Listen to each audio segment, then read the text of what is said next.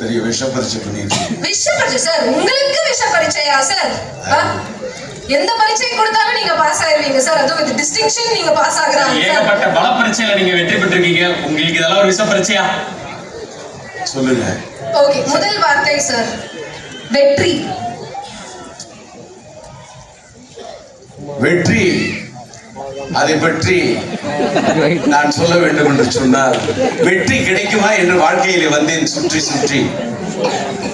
அதன் சங்கமம், அதன் குங்குமம் தொட்டு பார்க்குமா என் நெற்றி என்று வெற்றி பற்றி ஆலோசித்தேன். வெற்றி என்பது வாழ்க்கையிலே வெற்றி வரவில்லை என்று யாரும் கொள்ளக்கூடாது விரக்தி. என்னைக்காவது ஒரு வெற்றி. ஆனா நம்ம நடந்துகிட்டே இருக்கணும், ஓடிக்கிட்டே இருக்கணும், உழைச்சுக்கிட்டே இருக்கணும்.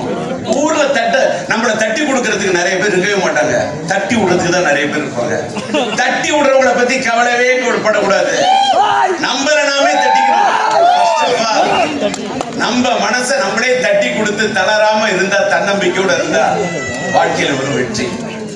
Super sir. உங்களை வந்து நான் அடுத்து ஒண்ணு ஒரே ஒரு வார்த்தை தான் கேட்பேன். அஞ்சுன்னு சொன்னேன், உங்களுக்காக நான் ரெண்டே வார்த்தை தான். ஃபர்ஸ்ட் வெற்றி பத்தி பேசிட்டீங்க. விகடன் விகடன் விகடன் விகடன் அதை பத்தி வெற்றி பற்றி சொல்லிட்டு வெற்றி மாறணும் சொல்லிட்டாங்க. மறுபடியும் எங்கேயோ ஏன் போயிட்டு இருக்கணும். சரிங்க சார். அப்ப வந்து ஒரே ஒரு கடைசி, இது வந்து எனக்காக சார். சரிங்களா சார்? உஷா.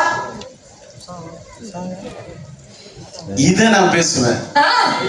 என்ன கேட்டா, இது என் பேச்சு, இது என் உயிர் மூச்சு. என் பேச்சு, என் உயிர் மூச்சு, என் வார்த்தை, என் வீச்சு அத்தனையும் உஷா உஷா. என் ஹார்ட்டை தொட்டு பார்த்தா அந்த இதயம் வந்து அப்படின்னா எல்லாரும் ஹார்ட் அடிக்கும். என் ஹார்ட் அடிக்கக்கூடிய